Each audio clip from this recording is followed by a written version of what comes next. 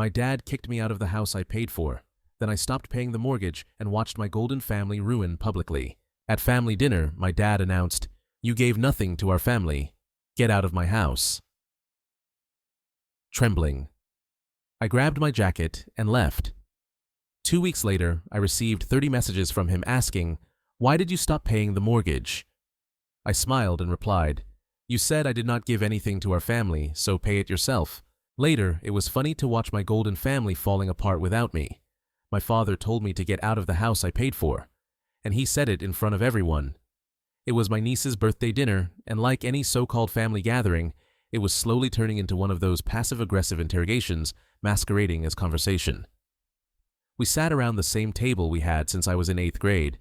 Same chairs, same dusty chandelier, same routine. But that night, something inside me snapped. It started with a joke. My dad raised his glass and said, "Alex was lucky to have a place to live, what with the economy and all." Everyone laughed except me. I just stared down at my plate, because the place Alex was lucky enough to live in, I was the one who paid the mortgage every month quietly without fail. My parents stopped working years ago, said they earned early retirement. My dad called it freedom, even though they were not even close to 60. No savings, no plan, just a sudden decision and the assumption that their oldest son would pick up the slack. And I did. I paid their bills. I paid off their debts. I even gave them an allowance every month just to avoid the guilt. Alex moved in 1 year after them. Job hopping, 2 kids, no insurance, car breaking down all the time. He said he just needed a few months to get back on his feet. That was 14 months ago. I was paying more than the mortgage. At that point, I was feeding 6 people, keeping the lights on, paying off credit cards that were not mine, and buying food that I never ate. When I finally said, "Maybe someone else can start helping out a little," the whole room went silent. My mom asked what I meant. My father leaned back and crossed his arms like a judge waiting for a confession. I explained briefly that I had been the one paying for everything quietly because I thought it was the right thing to do, but that I was getting tired.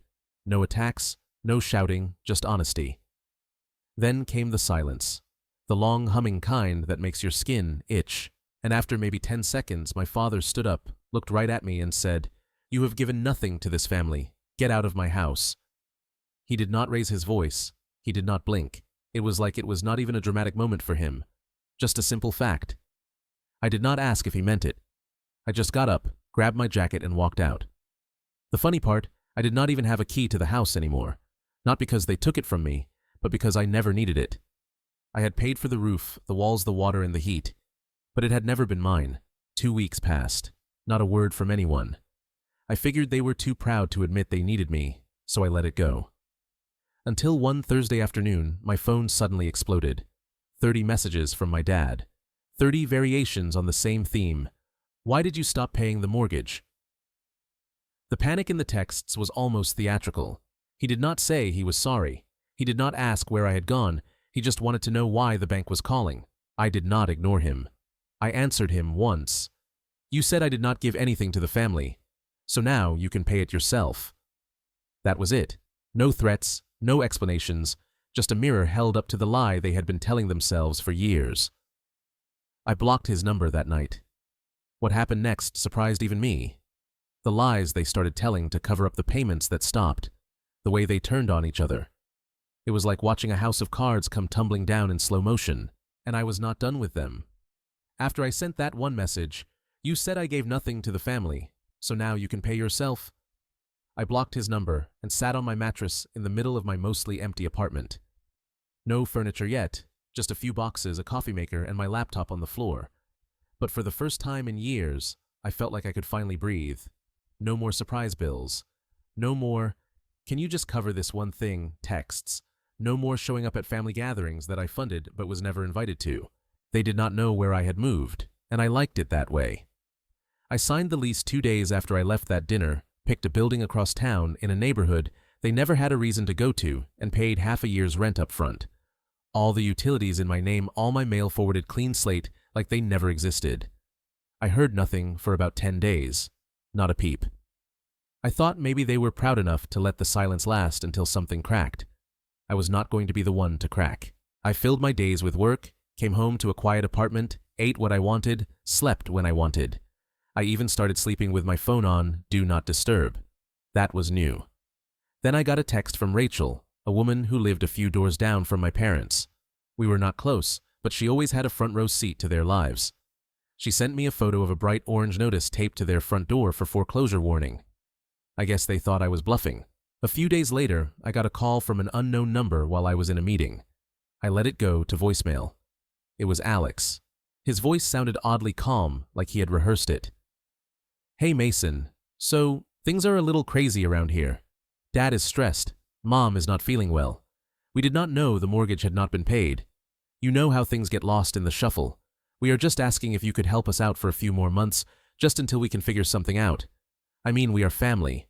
I did not call back. I did not even listen to the whole message. A few days later, the desperation really started to show. My dad called my office.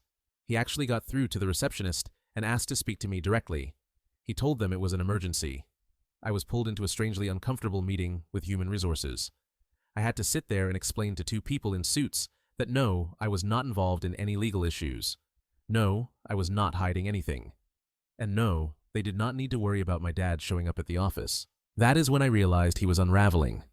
So I unblocked his number for a minute, just long enough to send this: "If you ever try to mess with my job again, I will tell the internet everything, every last detail."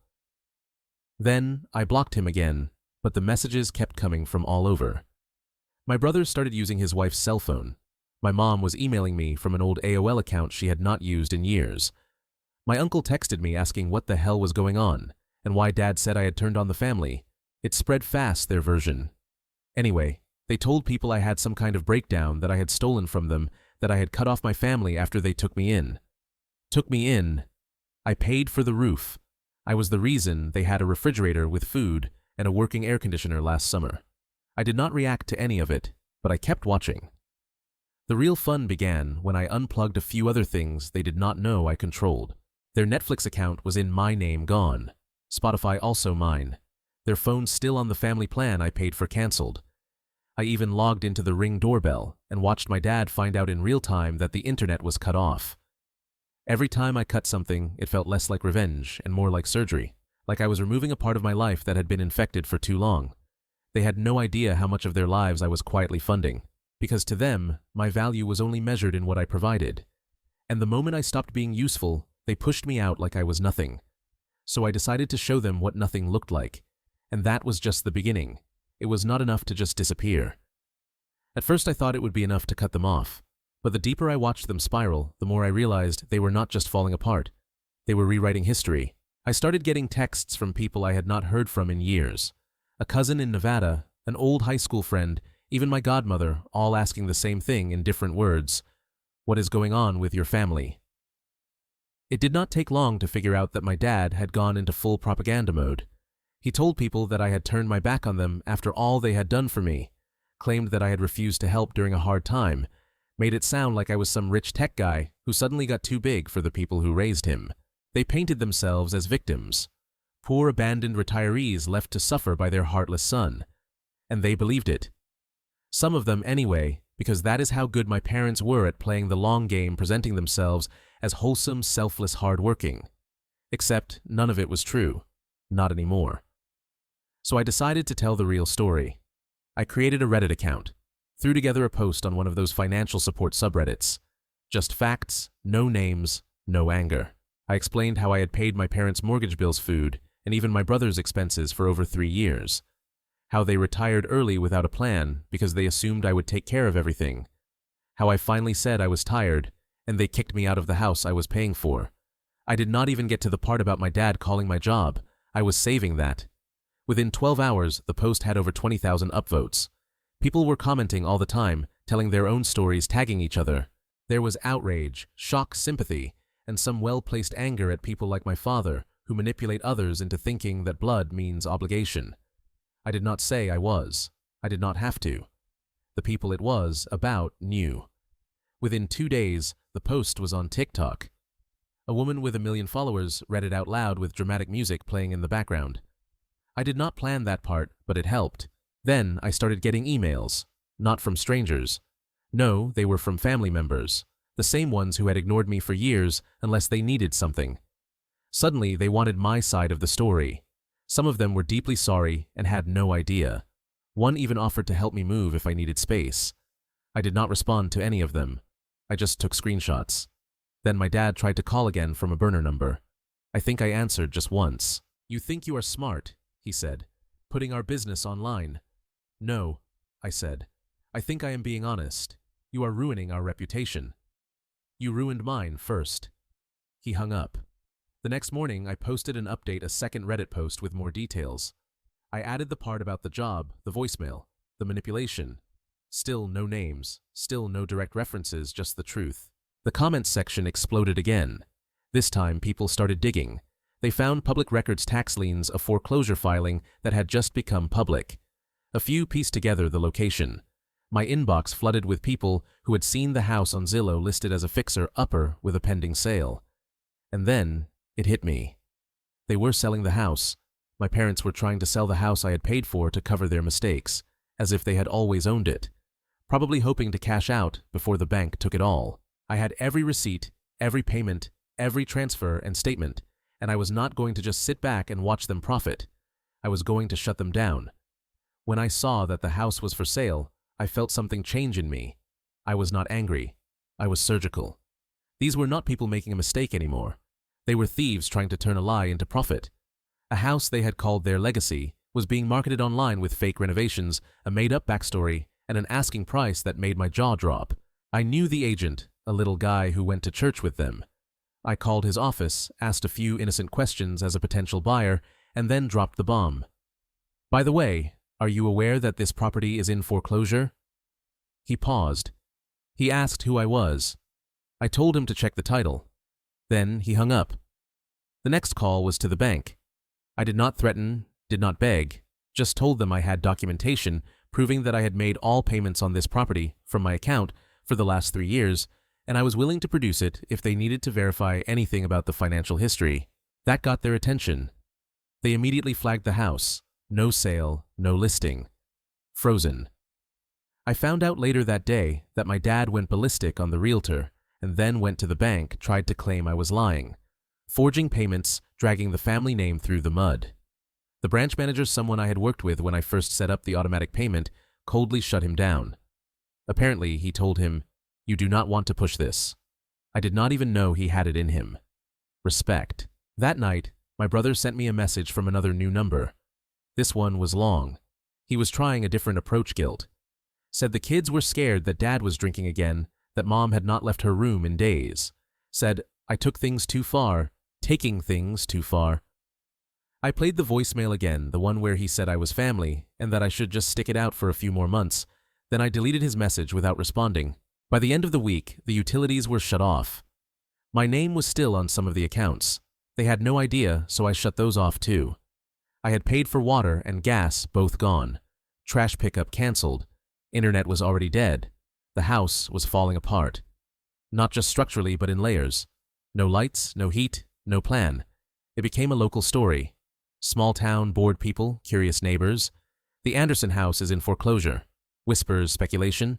My parents, who loved attention, but only the curated kind, had to start dodging neighbors instead of welcoming them. Then one night, I got a call from a blocked number. I answered without thinking. It was my mother. She was not screaming. She did not cry. She just said, "What do you want?" I did not answer right away. I actually laughed a little. "You want to know what I want," I said. "I want to thank you." Years ago, I wanted recognition, or at least respect. I wanted someone to say, "Hey, thanks for keeping us afloat when no one else would." But now I do not want anything from you. Silence. Then she said, "You are ruining this family." "No," I said. "I have just stopped letting you ruin me." Then I hung up. They never called that number again. And I was not done because the house was not the only thing they were trying to sell. Once the house was in foreclosure limbo, I thought they would go quiet, accept it, maybe try to lay low. But my parents were not built that way. They were never interested in solving problems, just hiding them. And when the house was no longer their lifeline, they reached for something else. They started trying to sell my car. It was still technically in their driveway. I had left it there after I got my new place, planning to sell it in my own time, still registered to me, still insured by me. But apparently they figured if it was on their property, they had some kind of right. I got a tip from another neighbor, Rachel again. She texted me a blurry photo of two guys in polo shirts standing in the driveway looking under the hood of my car. One of them was holding a clipboard. I immediately called the police. 20 minutes later, I got a voicemail on my dad's number. He did not even sound surprised. "You want to play games? Fine, but do not leave your junk on my property." I filed a police report that night. The next day, I showed up with a tow truck paperwork and a very polite officer who watched as I took back what was mine. My mother stood behind the screen door and did not say a word. My dad was out. I did not care. The real kicker, as we were loading the car into the truck, Alex came out and tried to act like nothing had happened. Said he was going to call me. Said things had gotten out of hand. He was actually trying to tell me that he had been caught in the middle. Like he was not the one sending me voicemails, asking me to keep paying when he knew exactly what was going on. I did not respond. I just nodded, signed the papers, and left. That night, I made the third and final Reddit post. This one was the full timeline. Still anonymous, still clean, but I laid out every receipt, payments, screenshots, texts, even the part where they tried to sell the car. I did not rant. I did not gloat. I just told the truth. Every raw, ridiculous part of it. The post exploded. It was picked up by a few blogs, spread again on TikTok, and before I knew it, people were sharing it as a warning about how golden families can rot when money replaces love, when obligation replaces gratitude. I never said it was me. I did not have to. The people who matter knew. That week, the house was officially repossessed by the bank. No sale, no profit, just an empty shell on a cul-de-sac. I did not celebrate. I just watched the listing disappear online and went back to work. I started sleeping better. I ate better. I bought a couch, got a cat. I took a short trip for the first time in years and did not worry about someone calling for help. But the biggest change, I started telling people the truth when they asked about my family. Not the sanitized version. Not, "We do not talk much." I told them I paid for everything, got kicked out, and let it all burn when they pushed me too far. And you would be surprised how many people nodded and said, "Yeah, I get it." The best part, they still think I am going to come back someday. They have no idea that I already did. Quietly, just to make sure the damage landed exactly where it was supposed to. The house was stripped and cold the last time I saw it. I did not go there on purpose. It was on my way to a client meeting just a few blocks away. Out of curiosity, I took the long way and drove by slowly. The lawn was overgrown. The mailbox was open. No curtains on the windows. A chain lock on the front gate. The kind of look that tells you everything inside has fallen apart long before it did outside. I did not feel much. No anger, no satisfaction, just distance. Like looking at the set of an old movie I used to be, in something I had outgrown, survived, and now watched from afar. 1 week later, I received an email from the bank confirming that the foreclosure was complete. There was a short line at the end thanking me for cooperation and documentation. I deleted the message after reading it twice. That was the last real connection I had to the house. After that, it was somebody else's problem. I did not keep track of my parents, but things were trickling in. Alex and his family had to move in with his wife's parents. He told them, "I blindsided everyone, betrayed the family, abandoned my responsibility." That word responsibility, that was always the trick, was not it. Wrapping a selfish demand in duty and calling it love. I guess he hoped they would feel sorry for him. Maybe they did. Maybe they found out eventually. I did not really care. He had not messaged me since that last voicemail asking for just a few more months. That voicemail lives in a folder on my laptop called Reminders. My parents ended up in a rented duplex about 40 minutes away in a part of town they used to complain about. Mom's car was sold. Dad's truck was towed. No more Friday night dinners. No more weekend barbecues. No more birthday speeches about how family sticks together. It all disappeared the moment I stopped funding them. I heard through an old mutual connection, someone I worked with part-time before I graduated, that my father told people I had turned against them. He said I had gone crazy and let the money poison me. He left out the part where he kicked me out at dinner in front of everyone. He left out the part where I paid his bills while he played golf 4 times a week. The beautiful thing was that people did not buy it. Some even contacted me to say they were sorry they did not know the whole story. That felt weird. Not good, just weird. Because for so long I thought no one would ever take my side. And then suddenly strangers on the internet and people I had not spoken to in years were saying, "You did the right thing." And they were right. I did not ruin my family. I did not tear anyone apart. I held things together with duct tape and blind loyalty, until the very people I was holding up told me I did not matter, so I left. And when they came for me, I did not scream or beg or fight. I just showed everyone the truth. The final Reddit post got 1 million views in less than 1 week. People tagged it with phrases like financial abuse, golden child, scapegoat, cutting toxic family. I did not reply to most of the comments, but I read every single one. Not because I needed support, but because I needed to know that I was not crazy. That someone else out there had been used the same way, broken the same way, and finally stood up the same way. And now I live in a place that is quiet, clean, mine. No one else's bills in my name. No one else's stress bleeding into my mornings. I bought a coffee table because I like the color. I have a couch that no one has ever crashed on. I have a cat that only requires food water and the occasional insult hurled at a bird through the window. I still work, still go for walks, still get invited to weddings and baby showers and office parties. Life goes on. Only now I am in it, not dragging it behind me like dead weight. I do not answer calls from numbers I do not know. I do not respond to long-lost relatives trying to check in. I do not make vacation plans. I do not hate them. That would be giving them too much space in my life. I just do not acknowledge them. They became strangers the moment they decided I was not useful anymore. And maybe that is the best ending I could have hoped for. Not revenge, not victory, just peace, a clean break, no more pretending. Because in the end, I did everything right. I gave until I had nothing left. I left before I lost myself.